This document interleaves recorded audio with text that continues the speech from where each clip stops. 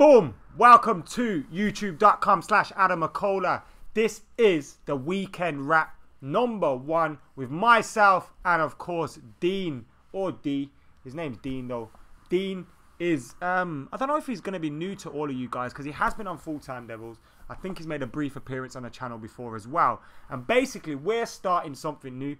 We're originally going to start a podcast, and our podcast is going to be about everything, not just football. That's going to be on iTunes, YouTube, SoundCloud, all that stuff.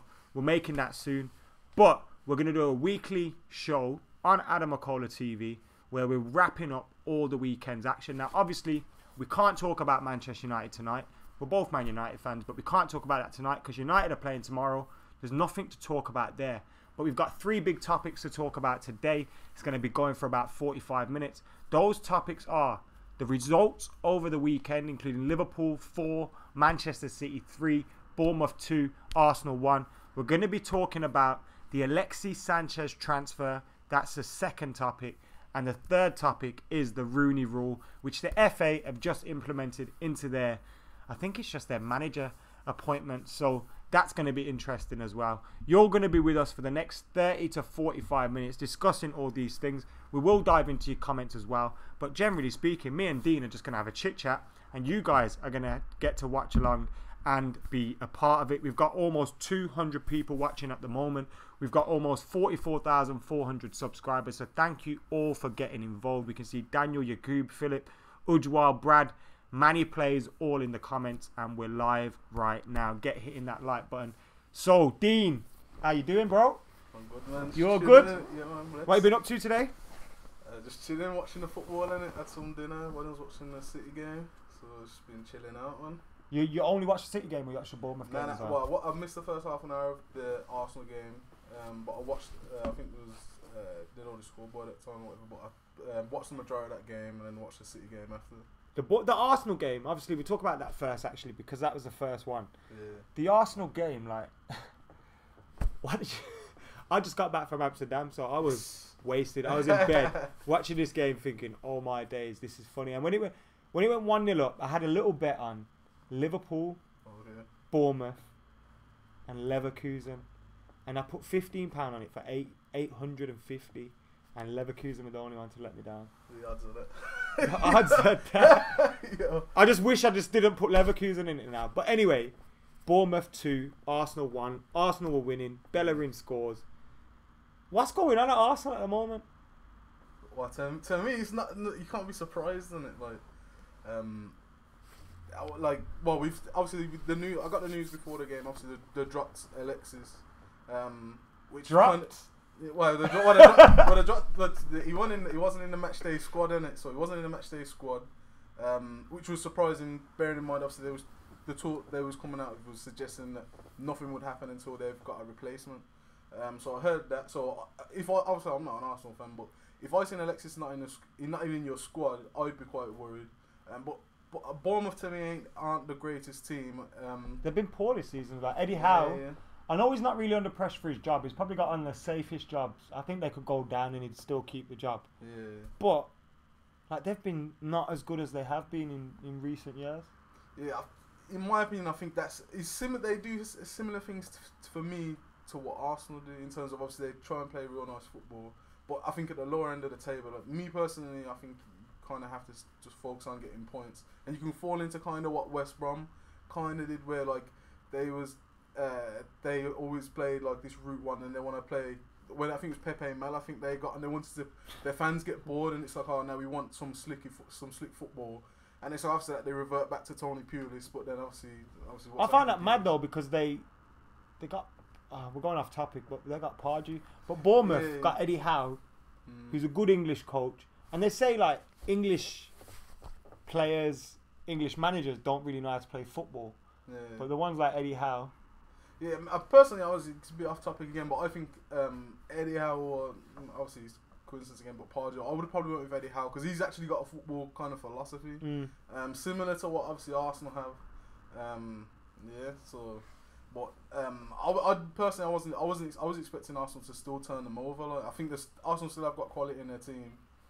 But when you see that front four, Lacazette, Iwobi, and I love Danny Welbeck, but it's Danny Welbeck. Yeah. Front three of that. Do you think Lacazette thought he'd be playing with Iwobi and Welbeck? I didn't think that. To be honest. I mean, I don't know. I don't follow Arsenal too close. I don't know how it will be escape that 3 a.m. thing, but like, I don't know. He gets games. He's a good athlete, similar to what Welbeck is, in my opinion. Like, he's strong. He's quick. Technically, I don't think he's as gifted as some, but he gets games. But like, isn't that like? Because okay, if we take our bias away, like obviously we hate Arsenal, but if we take our bias away, they're a team that should be at least in the Champions League. Yeah. Reasonably speaking, and then when you look at them, the position they're in at the moment, it's obvious that something's wrong at the club. It's obvious there's been something wrong at the club for a long time, but nothing's changed. And 10 years on, 12 years on, you're looking at Sanchez, whether he goes United or City, he's still leaving. Ozil might leave. They're still in the same place, so. But they are in terms of footballing standards, or the similar success. Places. Yeah, in terms of football, but to me, like obviously, like people don't want to hear this, but football is a business. These like they're obviously Arsenal is a PLC, so as a business, Arsenal's probably one of the best run like football clubs as a business, if you like, in terms of the money they turn over and the money they expend. And I just think if you're again like obviously the fans are a stakeholder in the club, and obviously they will want the best for them, if you like, for their position, but.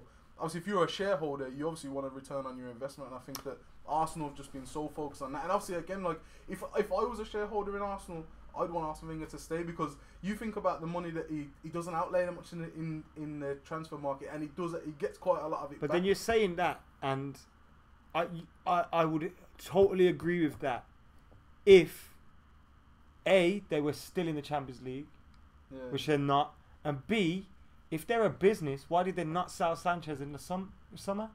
£60 million. You're going to take half of that now. But I think that was because they didn't have if they'd have got that Lamar, I think that would. Or even Wenger, I think, suggested that obviously if we haven't got a replacement, we're not going to sell him. And at the same time, again, I can only imagine that they thought that they would be able to persuade Sanchez to stay, because to be honest, if I had Sanchez, I wouldn't. You'd have to pull him from my arms to take Sanchez. If you like, that's why it's like obviously I don't want to come to United, but it's like I wouldn't let him go without a fight. But even still, I think, to be honest, I think some of the fees when players have been 6 months left on their contract, there has been quite a few players who've got a decent fee for them. Like, yeah, I think, but Sanchez, like, when you look at Coutinho, they only paid 30 million. I know we're going off topic. We're going to talk about Sanchez later, so we'll try and keep Sanchez to a minimum. But when you look at, like, we're talking about the players that they're selling. If you, like, with United, for example, we put a year extension that can be triggered by the club, just so we know that we've got protection if we need to sell these guys, or if they run down their contract. Like, Arsenal always end up doing these same mistakes, and that's why, like, I find it mad when Arsenal fans are going crazy. Like, how can you be crazy now when you've witnessed the same thing over and over again? It's like with a parent when they got a naughty child. The first time they do something, you're like, they're probably going to get a slap. By the 20th time they've done that thing, the parents are like, oh, you know what? I've had enough. It's like, how can you be so angry all the time when the mistakes they're making are so consistent? And also, they try to say we run well as a business, but are they running well as a business? Because surely you protect your assets, surely you protect your club, surely Arsenal performing better as a business means success on the pitch, and at least competing with Liverpool and Tottenham. They're not even competing with them at the moment. Yeah, I agree with that. Obviously, I'm a strong believer in terms of prevention's better than cure. So again, they've done this a lot of times. So I think if you are a fan, then obviously you shouldn't really be surprised at the situation. So that's the only thing with me. It's like when Arsenal fans go off and it's like, you've seen this happen before, so don't be surprised. But my only thing is, again, as a business, if to get from, where did they finish last season? 5th or something, like fifth. Like, yeah, because we finished 6th. Yeah. So it's like if you finish 5th, but how much, like, the gap ain't, like, from what I remember, the gap ain't too big, and it's like, but to minimise that gap, you have got to spend 20 to 30 million. And if, like, as a business, if you only get another £1 million for another place in the league, and being 4th in the league, obviously it gets you, obviously the Champions League, obviously, well, it's a harder argument, obviously missing out on Champions League, because you do get a lot of money, but in terms of those small gaps, to me, like 3rd to 4th to 2nd, unless you're top, to be honest, I think if you finish anywhere outside of the top 1 position, I don't really think it really matters in terms of, because you haven't won. You haven't won. But the money you would have to expend to, like for example, for again going off topic a bit, but for United to close the gap on where City are now, we have to spend, in my opinion, about 200 million, and that's difference to in our squad. Yeah, like 200 million, and then I don't think in our first 11s, but I think definitely in our squad. Yeah, but that's what I'm saying. But it's like we'd have to spend, and it's like how much money are you going to get for being? Because you know what I'm saying, you're not gonna in terms of actual revenue, you don't get like the floodgates just because you win the league, the floodgates don't open. Obviously, you get to promote yourself as champions, etc. But you don't actually get the monetary incentive to win the league isn't that heavy, like, and especially now with obviously the way football's going. Obviously, money. You don't get much more money to win the Premier League than just being second. Do you really? Like the money's not that much difference in it. The teams who get relegated are minted. You know what I mean? Like they got parachute payments. They're getting like it don't. Obviously, it doesn't matter. You want to stay in the league and get more money, but everyone's getting a nice slice of the. Obviously, like in this country, obviously the TV deals, everyone gets the same share in it. So there's no necessarily, like, there isn't as big a monetary benefit, I don't think. As a business, then, are Spurs not run better because they perform better on the pitch? Yeah. I think they are. Obviously. And they've got a better 11. Yeah, obviously that. But again, like that. Obviously, this has been over years. But again, they haven't always. But even again, like people forget, it's like obviously the other season when they was second for time and then they finished third. You know what I mean? Like so, if like everyone remembers, obviously they was second, but you actually finished third. Like, but again, I think they are. They are run well, obviously now. Like I think their stadium's gonna cost them something ridiculous. Like but it's all been probably funded by everything that they're doing. Like, and obviously again, like they don't. Pochettino ain't spent that much. You know what I mean? Like really, like I know he's like if you think about it, it's like I think to certain players, like for example, again going off topic, it's like if Kyle Walker, he's 750 million, you bought Aurier in for 25 or something. Aurier ain't that. He's not no Kyle Walker, but he's not far off. And for 30 million profit, I'd take Kyle Walker. He's like 27, 28. I'd say have him. Like I'll get Aurier. He'll do a job. He's not as good as Kyle, but obviously, look, we ain't winning the league anyway. So what does it kind of matter? Like we're gonna make 30 more profit, and then obviously we're still gonna do similar numbers to what we do anyway. So, but I think as a business, and again, like that's what people kind of do forget, is that these things are businesses. It's not like every team is Abramovich and these Qatari that's people the big who's difference like splashing between cash and like profit and loss accounts don't matter. Like to some clubs it does. Like it is a business. Like anyone who's in business, you only be in business to make money. You're not in business. It's exactly what Kroenke said, isn't it? I'm not here to win trophies, and that's the difference between. Because if you look at Arsenal in their dip, since they only won 3 league titles, so I'm not going to say domination, but since the Henri Vieira days, I'd say the dip started. Remember when they won the FA Cup against us in 2005? The most against the run. Yeah, I think that signalised their dip, like because they kind of went downhill. But back then, City weren't anything. Exactly. City were probably in the Championship, so it shows you the difference what owners can make to clubs as well. And these Qataris and Dubais and all these Arabs, the Arab money's crazy, man. You have to. I was having this conversation with my friend the other day. It's like you imagine back in the day. I remember like the top football players would be consolidated amongst a small number of teams, which obviously like it's not necessarily good for everyone else. But nowadays you have to imagine like it's City. You got PSG. PSG would like Ronaldinho left them to go to Barca. Not like no one would stay. Now PSG are being able to lure Neymar to them. That was unheard of in like 5 years. But now the money they put in, they can do that. Like, and obviously money's gone crazy. But again, like these people at PSG, they're not looking at their. Do you know what makes me laugh? You know them release clause in Barcelona and Spain. Well, it's not just Barcelona and Spain. Even on Football Manager, you used to look at them and think, you can never meet these release clauses. Why do they always put such stupid release clauses in and then they just slap the release clause on the table? But it kind of shows how quickly football changed as well. Because it wasn't long that he signed that contract and then paid the release clause. Like, obviously, again, it's like obviously, it's like you roll back 12 months. Everyone was talking about Pogba like it's bad business. Pogba's an absolute steal at 90 million, really. Like. And Jose said it at the time, didn't he?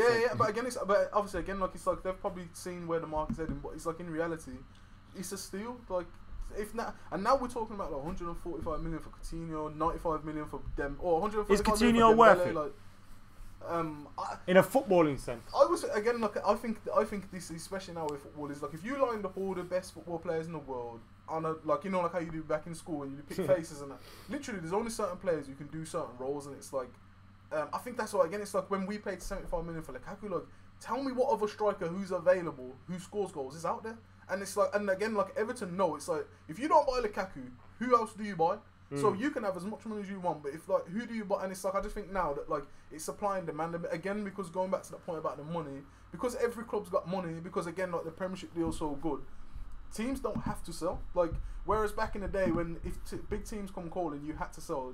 Nowadays, they don't have to sell, and they can be like, well, he's under a 3-year contract. Like Southampton with Van Dijk, we don't have to sell him. We're getting minted from the Premier League deal, and it's like, you're gonna have to give me enough money for me to be like, you know what, I'm selling him for that. And it's this 75 million is the, you know what I'm saying? It's like, unless you come with 75 million, you ain't having him, and that's what kind of has to happen. And same with Coutinho. Do I think he's worth 145 million? No, I don't. He's 75 million, the new 30 million. Do you remember when 30 million? Remember when we signed Rio and I was like, oh, but no one 30 million for Rio. Really went for that, though. 30 million for Rooney, and everyone was like, whoa, yeah, it's not worth that. Rooney's just scored all our goals, greatest goal scorer, and won every trophy. Yeah, it's worrying for me because in terms of like, I don't know, I just don't. Or when you come to comparing players now, like I don't know where you. Or like I say, if Van Dijk set the benchmark for 75 mil, then what is Varane worth? Or you know what I'm saying, like what is Christensen from Chelsea worth, or what is Alderweireld worth? You know what I'm saying? Like, is he worth 80 mil, 70 mil? I don't know, man. Like football's gonna in terms of. But there's too many variables as well, isn't it? Because in terms of Alderweireld isn't as commercially marketable as some other players that he's better than. It's like with Man United. With like, this is what I don't get. Like when people say Man United we spend big money on players. Yes, we do, but we will spend 50 million on, for example, we will spend a combined 60, 70 million on Sanchez to bring him into the club. Because we know commercially he's lucrative, he's going to win us trophies, etc. But we won't spend 50 million on Danny Rose. Because we know that Danny Rose ain't going to bring no money back in for us. To be honest, like that's again, like obviously I know United do that. You can't be oblivious again that this is commercial business, but it's like that's where to me the appeal comes with Antoine Griezmann, because I think he's class or whatever, but like, do you think that's why we gone cold on Griezmann, Sanchez? Oh shit! Let's not talk about that. We can't talk about that.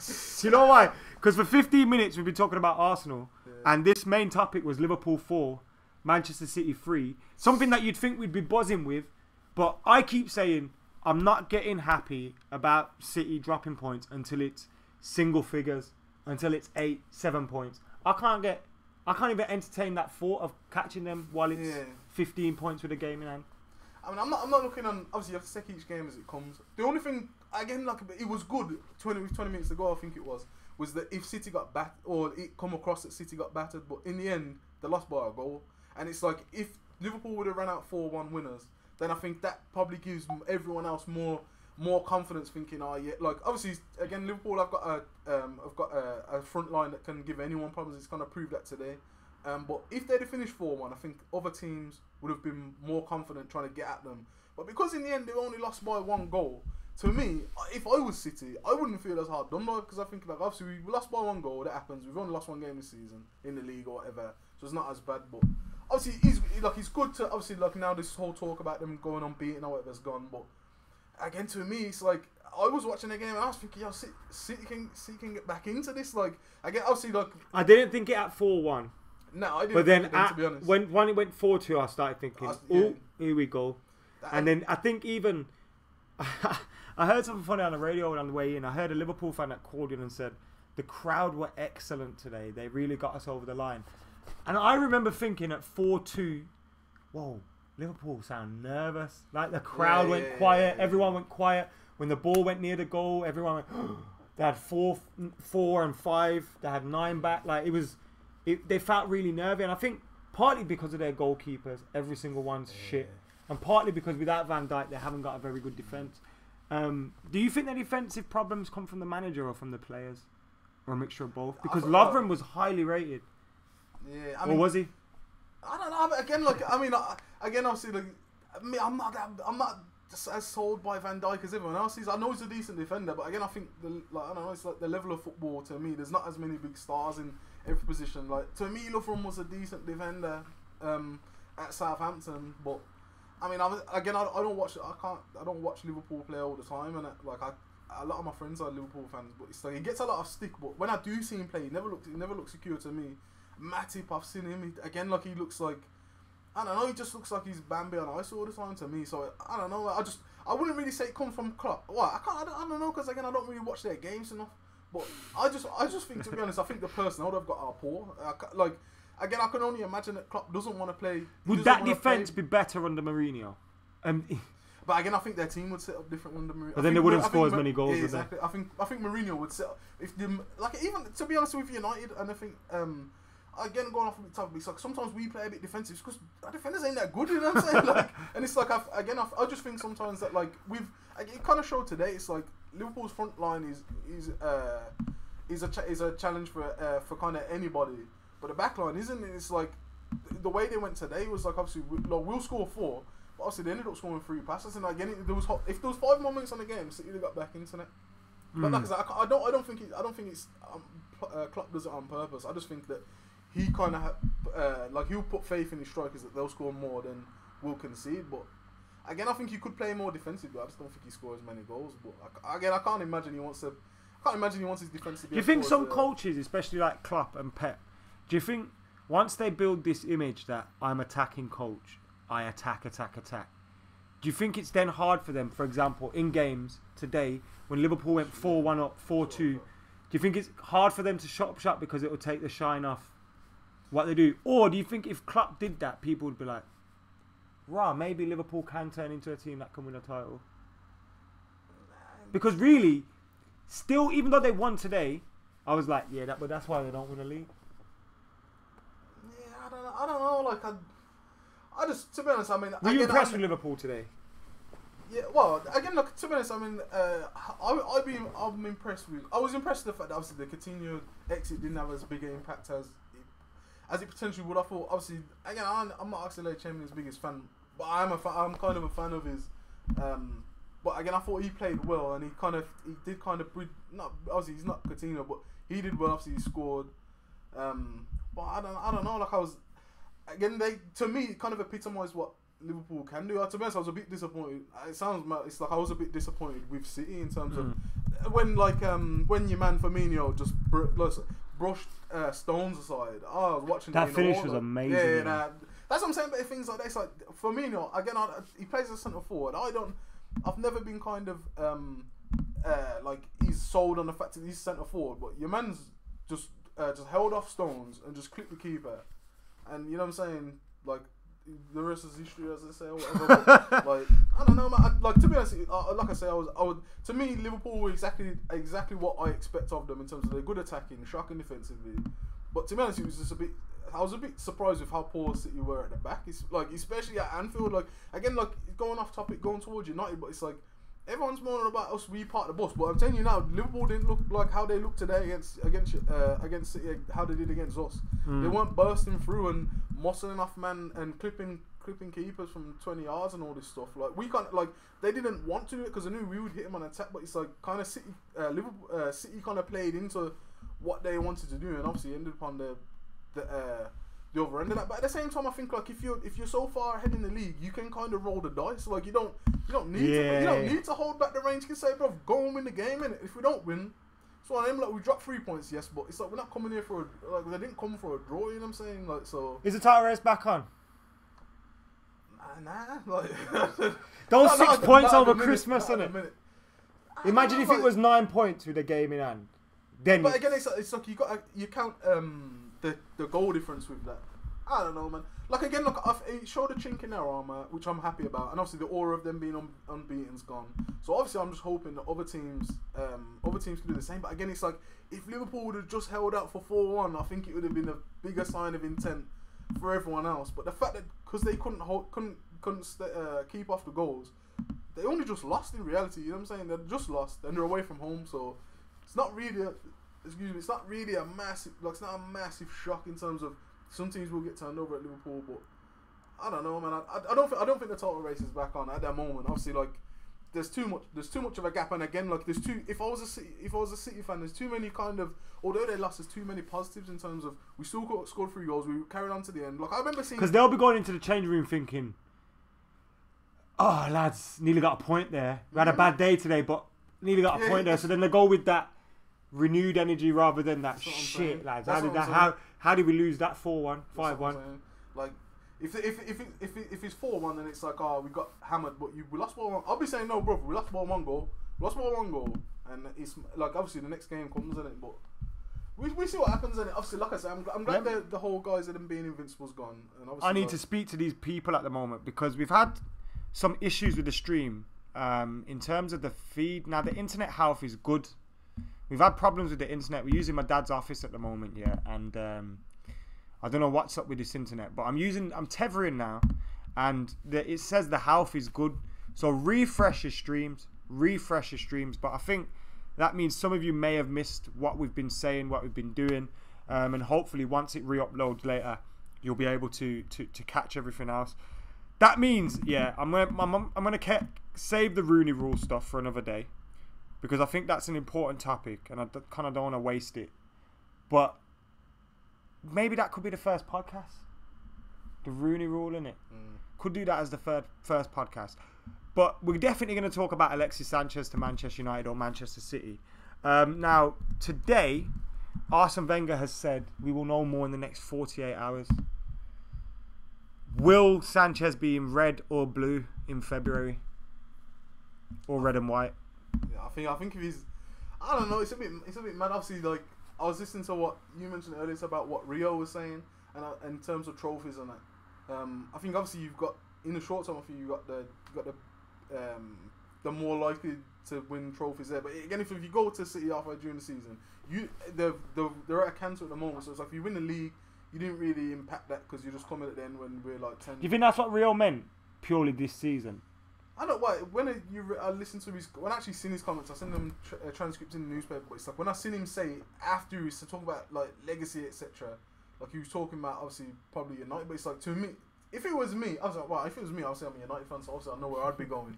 But do you feel as a United fan, like when I look at City, yeah, I don't look at them and think. Remember when Chelsea came on the scene around that time, and in 2005 when we were at college, yeah, and around that time I felt like I might not have said it out loud, but I felt like we might not win a league for a while. Yeah. I don't feel like that now. I feel like City are very good this season, but I feel like we'll improve. Like I don't feel like the gap's that. I don't feel like the gap's 15 points. But I don't think it's that big. No, I don't think between the actual teams is that big. Obviously, in terms of how we performed in the league, obviously we're quite a distance away from them. But personally, like especially if we obviously I think we need a player who can make nothing into something. I think Sanchez is that player. But I think if he knows his own strength himself, which I'm sure he does. I think he knows he could like if he comes to us, I think he would bridge the gap, like not just him by himself, but just him alone. He would turn some of our draws into victories, and when we're losing into draws and etc. You know what I'm saying? And it's like I think if he just looks at it that way, I think you do come to United because it's like it's easy to get into our team. Obviously, I don't know exactly where you fit in at City, and it's like I don't know, like he's from Chile, yeah. Obviously, when you obviously travel about the world and that, obviously like. No one knows about City and outside. Not even joking, but like if you was in Chile and says, "Brother, just signed for City," they don't know who you're talking about. If you said you signed to United, didn't even put Man United in front of it, like they know who you're talking about. If you say you're signing for Manchester, they know it. That's what I'm saying. It's like I think again, like with the number 7 shirt being there as well. I just think there's way more prestige available to you, and even just for like commercially, like again, I don't know whose boots are with or whatever, but like. Commercially, like if you stay at United to the end of your career, 100% you got more commercial. You can have more commercial opportunities after your career. Yeah. Like, do you think that now plays part in decision making of players?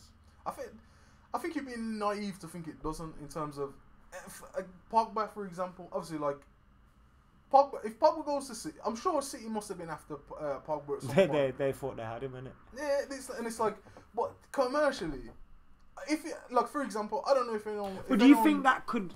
Do you think if, like, they wouldn't put that over trophies though, innit? Of course. Nah. I don't think you put it over that. But at the same time, you are gonna be. These players are building brands, and you know what I'm saying. They're all gonna. Their football career is not the longest career, so obviously, again, I'm sure they want to make as much money as possible. But I just think like if you want to be like people, obviously again, people who's watching this, they may not know who many basketballers, but I guarantee you know who LeBron James is, and I guarantee you know who Kobe Bryant is. Yeah, like and I it's do. like that's what I'm saying. You'll see those shirts around because and obviously they had to kind of join the franchise. Like Kobe Bryant had to kind of, you know what I'm saying. You have to be at this franchise team, and it's like same with United. I think if Alexis Sanchez comes to United, it just catapults you into another realm. Superstar, man. Yeah, for real, man. And it's like again, like going off top again, but it's like I think that's kind of where there was when we look at Griezmann, because I like Griezmann, but I don't think he's the answer to our problems. But commercially, he's commercially a marketer's dream. Like, like he, wow, you know what I'm saying? Like he was.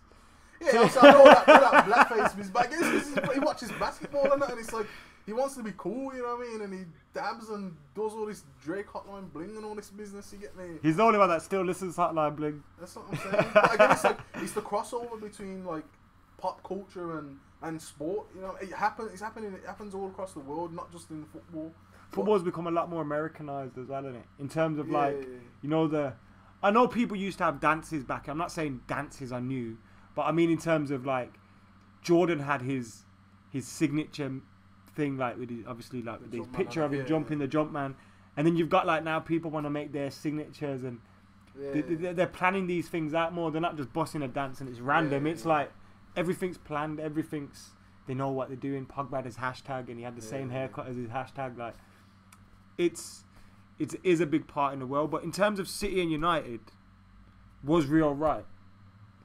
If Sanchez chooses City over United, let's say he finishes playing in England in 4 years, 5 years, will he have more trophies? You should got in 4 years' time. I mean, obviously, you know, win some trophies this season, so you'd be nice there. But I just don't. I don't know. I think moving forward, I think it's a tight call. I think if he comes, if he was a different player, I think it's a bit of a different answer. But I think, to be honest, I think he couldn't be the difference. You know what I'm saying? I think he can be the difference for us. But if he goes to City, then I just don't. I don't know how you stop that. Like, to me, like I've seen Sanchez play live, and to me, when he comes to Old Trafford, he's the best player on the pitch, man. And it's like if City, there's not many world class players in the Prem, but I think Sanchez is one of them. And I think if he goes to City, I think they go the other way. And obviously, but if he comes to us, I think it catapults us up there. So do you think mentally it could? You know how City have had this. I know it's not going to affect. I doubt it will affect the Premier League title race. 90% sure it won't affect the Premier League title race.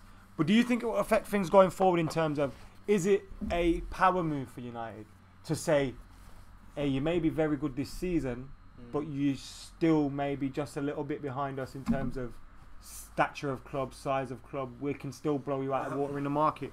I don't know, man. Or is it a hollow statement? Yeah, well, to be honest, I feel like obviously again, look, I don't think it's not about, if I was doing the business, it's not about statements. It's just about getting another player who's better than what we've got. But if you actually look at it, for example, I remember back in the day or whatever, it's like when you was at a big club, they didn't have to pay you as much money, and the smaller teams would have to offer you more money to go to them. But it's like, for example, City, if you listen to the papers, City are being firm and saying, oh, we're only paying this much, we're only paying 20 million or whatever.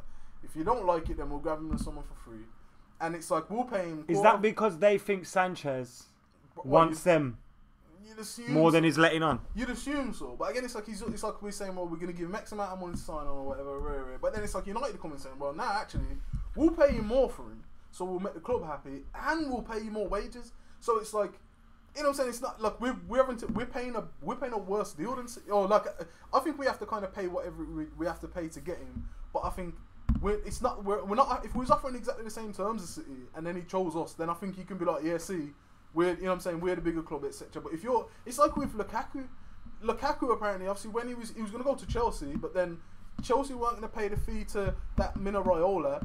But then United come in, we'll pay him the money, and we'll give you a bit of wages. And it's like, well, yeah, like we have got him, but it's like I can't go to a Chelsea fan and say, well, Lukaku took us over you, because he did in reality. But it's like, bro, we're paying you more money than they offered, and we're paying your agent more money. So who wouldn't take that deal? So I don't know. I don't think him coming to us would be necessarily a sign of intent. I think to be honest, the only thing that I'm glad about is that, like, up until now, no one even talked about getting Sanchez, and it's like, to me, it's like, he was the player at the start of the season. I said, yo, you need to. How come we're not talking about Sanchez? Because it's like, I think we're talking about Griezmann, and again, like Griezmann, I rate Griezmann, but he's not what we need. We need someone who's proven in the Prem, scores goals, is creative, can turn nothing into something, and that's Alexis Do you think Sanchez. it's because we had this kind of myth that Pep Guardiola is destined to sign Sanchez, so therefore we didn't want to look stupid, so we just didn't mention it?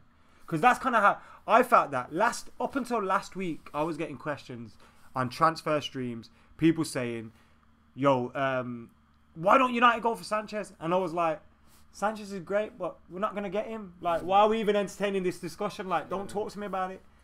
Yeah, Because I never felt it was possible. I felt that, you know what's mad? Since Fergie left, yeah, there's been players that I've always wanted, yeah. Falcao's, Di Maria's, these man. Yeah. We've signed them and they've been shit.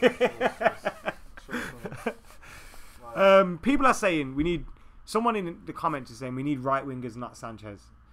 Is Sanchez the player that we need? Me personally, I just think we need a link between midfield and attack. And I think obviously if Pogba's played more forward, I think obviously like he can kind of do it himself. But it's like at the same time, he's I love Martial and I love Rashford, yeah, but your boys are too inconsistent. And it's like I'm not being too naive. I'm not naive enough to think like, hey, we can just stick him in the team, keep playing week by week. We're not going to win the league. With just that's them. not necessarily a criticism though, because they're young. Yeah, it's like that's just it's life. Well, that's what's happened. And it like to be honest, like Mourinho was give them more time than I expected. Because to be honest, I thought we'd have the first season. I thought he'd be like, you know what, I'll give you a season. And it's like now I'm gonna do it my way. But he's kind of still stuck with them, which is fair play to him. But I just think we need someone who's been there, done it, and will deliver statistics. It's again, it's like me personally. It's like someone said it's like Sane and Sterling, and then you compare them to Rashford and Martial. It's like on paper, it's like I would take Rashford and Martial all day. But it's like look at the stats that Sane and Sterling are ringing off, and it's like it's numbers, and you have to produce performances are all great, but you need to produce the numbers. And I just think that Sanchez would produce the numbers. Like I think he's a class goal scorer. He can play across anywhere across the front three. I think that and again he's a man who would he be our best player? I think he would be. Yeah. Not Pogba.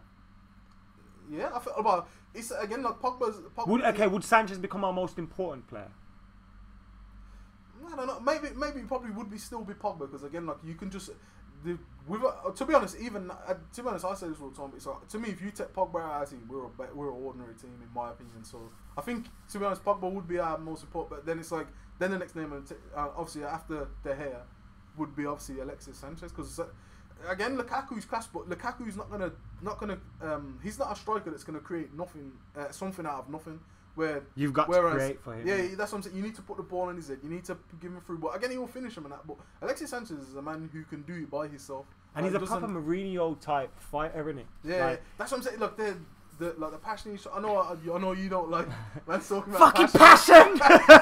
But it's like he's a man where to me he looks exactly the same as Mourinho. Like. Again, I know a lot of Arsenal fans get onto him, but it's like he's done this after. Your man wants to win. Like, I remember back in the day, I see man's used to playing in college, and it's like, bro, if man's are playing on break time football, and man, I don't want to lose, bro. You know what I'm saying? I want to win if you hook up Pro Evo or something now, man, I want to win. And he's exactly the same way. It's like, from what I see, he just doesn't like to lose, and it's like, again, that's probably why he's leaving Arsenal, because like. No one else is like. They kind of accept defeat, innit? It's like everyone. This is kind of what we do, bro. You know what I'm saying? We're not gonna win the league. And it's like with United, people can say. I know a lot of people say United and Arsenal are in a similar position, or United ain't as far ahead of Arsenal as some suggest. I think we are. I think we're miles ahead of them, and always will be. But at Manchester United, you can clearly see there is desire to get back to number one spot. There's no desire there at Arsenal to do that. For me though, it still feels too good to be true.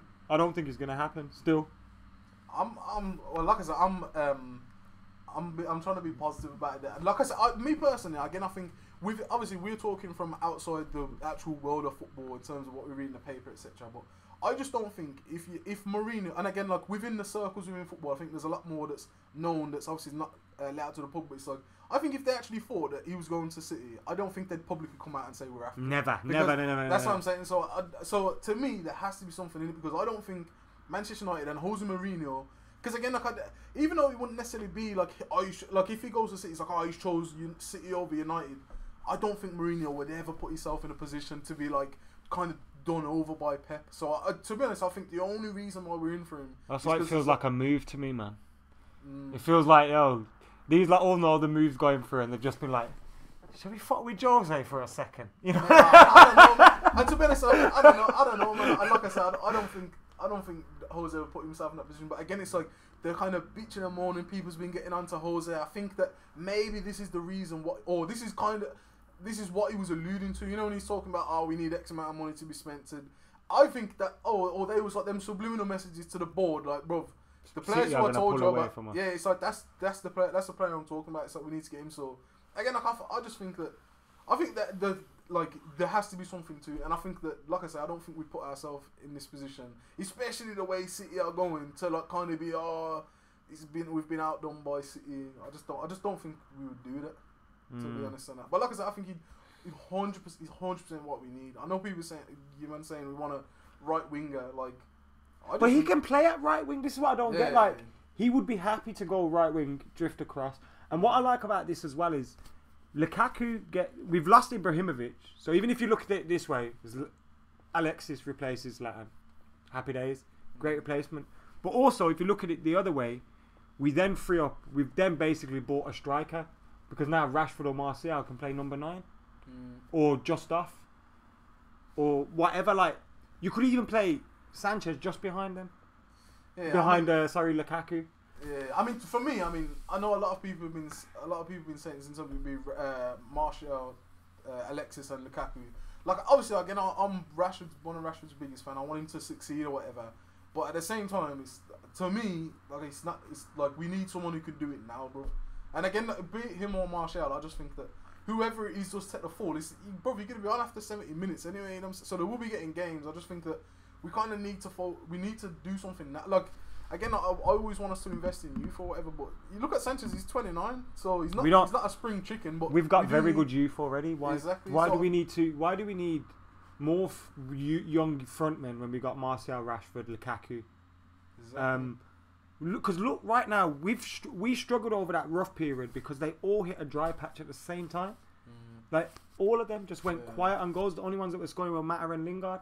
Like, we lost goals we need proven quality, I think, at the moment.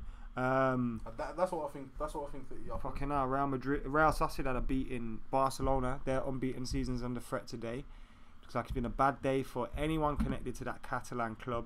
The stream's kind of picked up a little bit now. I've seen it still freezing every now and then. So I'm gonna.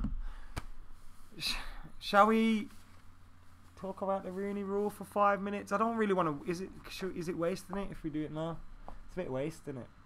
I do want to talk about it though, because to me it's kind of like, it's just a token gesture for the it is, isn't it? You know what I mean? So like, I don't know, like we could, like I said, I'm happy to talk about it, but to me it's just give you what we'll close off with this because we've still got like 2, 3, 4 minutes left. Now, what I will say to you guys is, for those there's still 200 people watching, so for everyone that's plugged away and kept going with us despite the fact this has been stalling and starting, thank you very much. This is the first of a new series. We'll sort the internet out. I'll make sure my dad fixes the box or whatever he's got to do with it. We'll sort the lights out as well because it's well lit, but I think it'll be better with the light. We'll sort these probably green chairs out, get something in the background. Shit's going to get popping, but at the moment, this is the first of a new show. So we've been talking so far: Liverpool 4, City 3, Arsenal losing at Bournemouth, Alexis Sanchez transfer, the title race. We've been speaking about all those things. Now we're going to go on something which is a little bit away from the Premier League, although it's still related. The Rooney Rule. Now, for you guys that don't know, the Rooney Rule is implemented in the NFL, which means that whenever a job becomes available, a manager's job, that one black or ethnic minority manager has to be interviewed at the time. Obviously, doesn't mean they get the job or whatever. They just have to be interviewed. Now, the FA are saying they will do this. Dean, over to you. Yeah. I mean, just from my opinion, or obviously this is great. This is just a PR thing for the FA in terms of, obviously there's a lot of stuff flying about in terms of racism or whatever. After that Eni and Luco. Yeah. So obviously they have to at least appear to be welcoming of all the ethnicities. From my perspective, though, obviously I'm a mixed race. I wouldn't necessarily want to get a job because someone says, "Oh, you get to have this interview over your man who's actually better than you." But because you tick this box of you're an ethnic minority, you get to have an interview. I think that whoever gets any job, it should be based on merit. Like I don't want Chris Hughton or Paul Ince or anyone to get the No England job just because you're black. Like if you in my opinion, I think if you're not good enough, you shouldn't have the job, sort of thing. Like it should be based on merit. They've done it. I know they've done it in the NFL. But to me, like I said, I think it's just PR from the FA in terms of saying that they're inclusive. But again, like if you actually look at the hierarchy of the FA and some of the decisions they make, yeah, like if you actually look at the top, and obviously most organisations will work on a top-down ideology. There's no ethnic minorities at the top of the FA. So why is it going to be that was my big point about it. Like you can change the manager. You can have a black manager, you can have an Asian manager, but unless you're doing the Rooney Rule in every position in that company, it doesn't affect change. And also, look, I find it a little bit unfair as well. Imagine if you're a white guy that's a very good manager and the England job's available, and you maybe don't get an interview because they had to limit it because, or something like that, or. But then at the other side, people that argue against it and say that you get it, it's good, the Rooney Rule's good, is that they say you're giving someone an opportunity to change someone's mind. Like you're giving someone, once someone's put in front of you, they've got a chance to win you over. Yeah. But I feel like if you're really that racist, like your interview's just going to be like, yeah, you can say whatever you want, but it's probably not going to give you the job. I think, to be honest, I mean, again, like let's not forget this is a business. So to me, it's like if I have a business here and it's like I want to sign a new manager, I don't want people outside of my business trying to tell me how to run my business. And to be honest, and again, this is not me being like, I think if people don't think this happens, it's like you're being naive. It's like the FA want to employ who they want to employ. Like that's just the bottom line of it. And it's like we can put this Rooney Rule in there or whatever. They'll work around that. Like I've worked in a large organisation myself, and obviously not to like fly the race card, and it's like I know like racism exists, and this is a big energy company that I work for, and racism existed, and it's like those trade unions, etc., which is a part of that, like have these certain things that they have to abide by. But like when you actually work in them, there is like underhanded ways they can work around them. Like I say, the FA will do it all day. Like when your man Southgate leaves England, like we're gonna have an interview process. And we're gonna have all the photographers outside when he arrives at the FA. That's what I'm saying. We're gonna have we'll have a black man interviewed or ethnic minority or whatever. But it's in reality, like, and again, like we can't be stupid. Like most clubs, club football, like when they get rid of that manager, someone in control is gonna think, I want this guy, and it's same with the FA. They're gonna think, I want him. Obviously, we probably have to interview him. Obviously, it's a formality because we're a registered business, so we kind of have to do there's certain things we're expected to do. But in reality, that's the guy I want. I don't need to interview. And it's like with people that just like these big jobs. Like it's like me. It's like when the England job comes up, like me throwing my name into that. They're not gonna interview me, bro. You know what I'm saying? Because it's like they're just thinking. Like, you know what I'm saying? I know they know I can't do this job. It's not even if I couldn't wow you in an interview. They know I can't do this job, but they know that. Your man from Bournemouth, Eddie Howe, like he's the guy I want. You know what I'm saying? Like he's the guy. That's the football I want. It don't matter about formalities. Like, and I feel like even if you are racist people appoint a black manager. If imagine if you were a racist guy that owned a football team, and you were like, he will win me trophies. I don't care if he's black. Like, for real. I'm his master. You know that kind of attitude towards it. Like, so I feel like. You're not really affecting change. And someone's commented, don't bring politics into football. And I think that's wrong because football is a big part of life. So therefore, football can help change. And I don't think it's politics either. It's human nature in it. Like I don't think race is a political issue. In fact, it's not a political issue. But I think football politics needs to change. And I think the Rooney Rule isn't changing football politics. The Rooney Rule isn't changing the geezers that pay the wages. The Rooney Rule isn't changing the people that decide what to do with this money that the FA get. The Rooney Rule isn't changing any of those things. So it's always going to be a yes man's job. I think at the same time, it's like I've seen a study before where they was talking about they had X amount of percentage of actual active football players, we'll say from an ethnic minority background or whatever, was this amount. But then the actual amount who actually then go towards coaching is very small, and obviously that can be impacted by the fact that they may not think they get the jobs or whatever. But from what I know, again, it's like if black people or like ethnic minorities or whatever are not actually going into coaching, it's not for the again, like it's not for the FA to like right the wrongs of everyone else and say, yeah, I'll tell you what, we're gonna get this ethnic minority manager to manage us to show everyone else that everyone else can. It don't work like that. But then like I find that whilst as an Asian man, like if I became a professional footballer, I would automatically want to become a manager, I think. Yeah.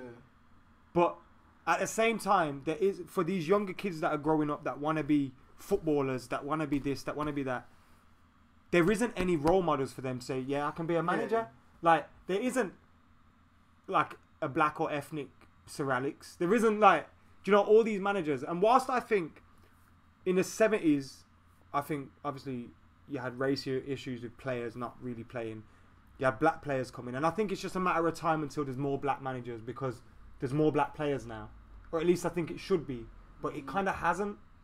Well, as well, like, it kind of, when I think of it, it hasn't. Like, because it's 2018 now. It's not 2000. Do you get me? It's like, what?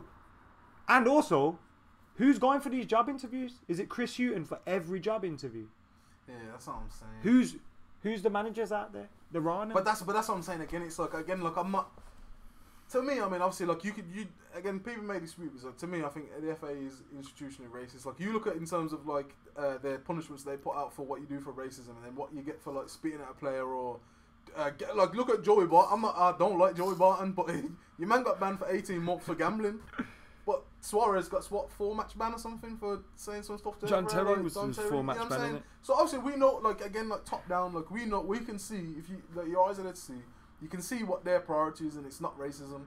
So okay, we'll bring in this rule, but at the same time, like I said, like you said, there's just enough managers.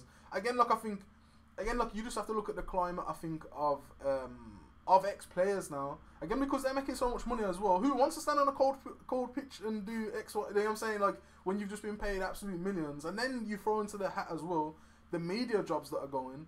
You know what I mean? Like, I don't know how much Thierry Henry gets to sit on the sit on the Sky couch and that. But probably getting more than some players. Yeah, he's getting millions. Gary Neville and that million. These are some of the top players of their time or whatever being down with the carrot by the media and saying, come and sit on our sofa and what. But it's like, again, it's like Gary Neville, like, you know what I'm saying, you think he'd be a top coach, went to Valencia, absolutely flops. There's not.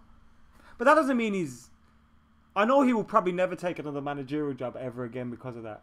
But like, that doesn't necessarily mean he's a failure. He went to a foreign country, a country that he hadn't even played football in, never mind managed in. How could. Like, but and he only got that job because his mate owned it. Yeah, like, he took the job, innit? And it's, I'm just saying, it's like, I just think that like there's that many things that obviously tie into it. No, to me again, like I said, like again, I don't want anybody to get the job. I don't want any like ethnic minority person to get the job based on because you've been given a special pass. Even though like Sam Allardyce is whatever, he was the 5th candidate, but so we can't have him. We've got to have this someone who's from an ethnic minority. Like I don't agree that. I think that at the same time, I think you should be getting a job based on merit. My only thing is if there is a clear candidate, like I say, if there's a black man who's kind of got the footballing philosophy of Eddie Howe saying, who's done what Eddie Howe's done, and he's the man who should get the job. He should get the job. It's like when I think when McLaren got the job, for example, I think it was Harry Redknapp at the time was the obvious. But it's like it had to be Harry Redknapp. But it's like we're not gonna have him because he's got, you know what I'm saying. Obviously, he's a bit of a dodgy character, and he's got this. This is gonna come out, and it's like that's the only time I wouldn't be happy. Where, like I say, like if there is a standout candidate who should, because that's all it should just be. Whoever's the best man for the job should just get the job. That's all it should be. And it's like my only problem with, like I say, become when if there is someone who can do that. And I think they're looking in the wrong places for racism. To be honest, I don't think that's the solution. I think there's things that can be done elsewhere to improve those things, and I think that starts from grassroots upwards. But also, I don't think grassroots is that racist. Like, I think there are problems. I think there should be more British Asians in football. When you look at British society nowadays, to tell me there's not been one superstar footballer, it boggles my mind. Even when you look at cricket. Now, I know, like, parents have things to do with that, but again, like, there's things we can do to help improve the chances of those people to become players or coaches or managers. And I just think the Rooney Rule's wrong. I just think it's like I would not want a job interview because I'm the one out of the 4 people that are fit the criteria. We need to tick that box, and tick that box. Have you? Have we got? Oh yeah, we've got Allardyce, Redknapp, and McLaren for interviews. But who's the one ethnic that we need to get in? He's like, it's almost an afterthought. It's like, unless they, like you say, you might have 2 in mind. Okay, we need one of those 2. Unless you've got it's an afterthought. It's not going to be your first thought. Oh shit, we need a black guy to interview. It's going to be, all right, we've got all our candidates. Let's get one more through the door. And I just think it's the wrong way to look at things.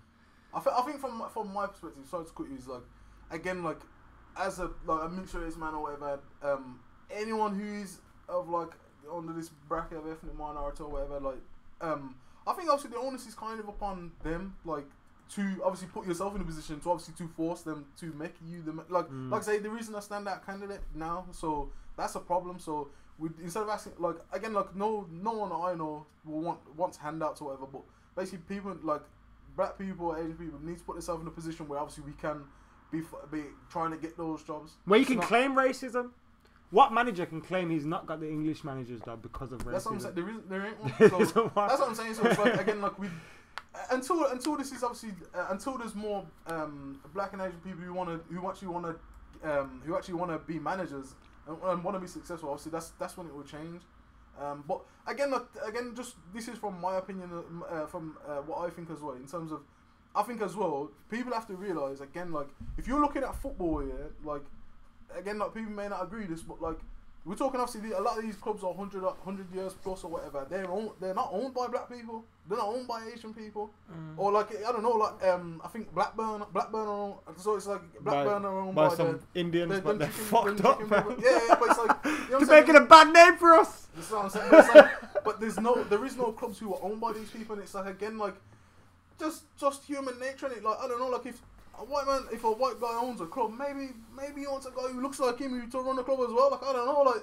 It's if the people at Blackburn, for example, got a man who used to coach their local team and you wouldn't be surprised. You know what I'm saying? Because it's you look in, you know what I'm saying. You look at any other businesses, people bring in that's their cultural way of doing things, and I just think that you may even be subconscious a little bit. Yeah. But you're not.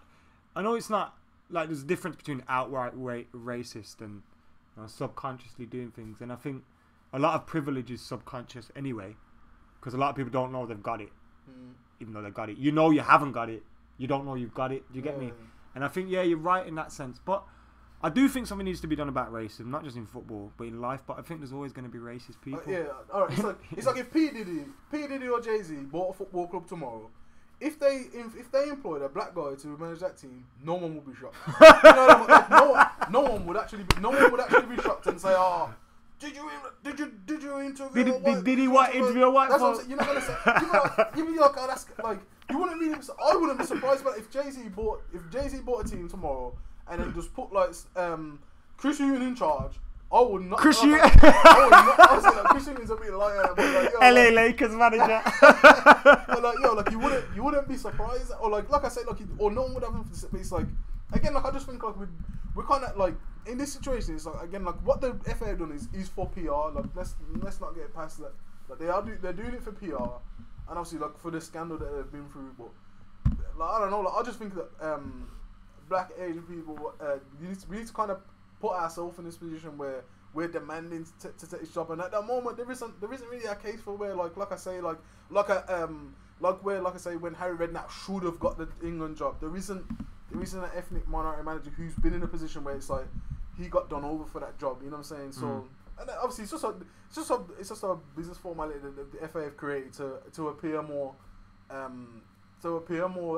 diverse amongst all the ethnic minorities or whatever, but in reality, it's not. You're not fooling no one. Exactly. And it's kind of like that. Do you remember when they brought in that thing? This is what it reminds me of. I think this is a very good point, even if I do say so myself. Yes. Do you remember that thing they brought in for owners?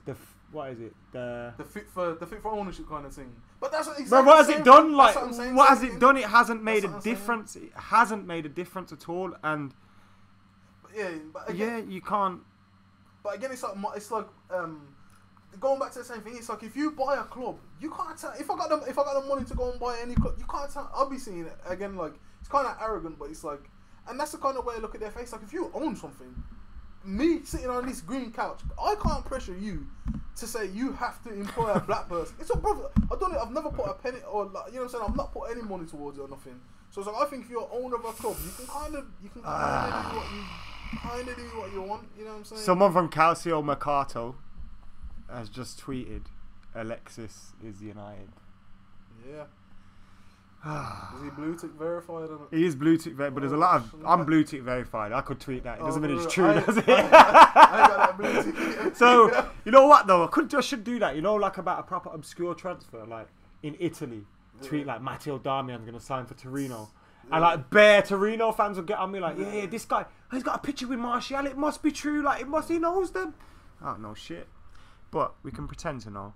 Yo, if United sign Sanchez, I think I might do a stream just laughing for an hour. Yeah, just make sure that water's on deck. Alright, so United play next Saturday. Shall we do this again next Sunday? Yeah, I'm down. Obviously, we'll move the weekend wrap around United's game. So if United play on a Sunday, then the weekend wrap will be on a Monday. We'll start doing the podcast. I can't think of a day, but a Thursday or a Friday would be good probably for the general podcast. And we'll probably do the first podcast on here across to its own channel. But yeah, guys, thank you for watching us today. I've enjoyed the chat. I know the stream's been a bit poor, and I do apologise for that. So we'll fix that. We'll fix the issues that we've had and get it sorted. But thank you for watching. Thank you for sharing. Thank you for subscribing. Thank you for commenting. Follow D on Twitter. His Twitter app is in the comments below. So make sure you do that. And for now, guys, we have been Adam and Dean. This has been the weekend wrap. If you've got a better name for it, let us know as well. Trust, I'm gonna be in the comments. I'm gonna see you all in the comments. He's gonna get in the comments. Yo. And you want? Oh, my brother's not coming to the game tomorrow. If you wanna come, we'll sort that out. He might be on a fan cam as well if that happens. Anyway, see you in a bit.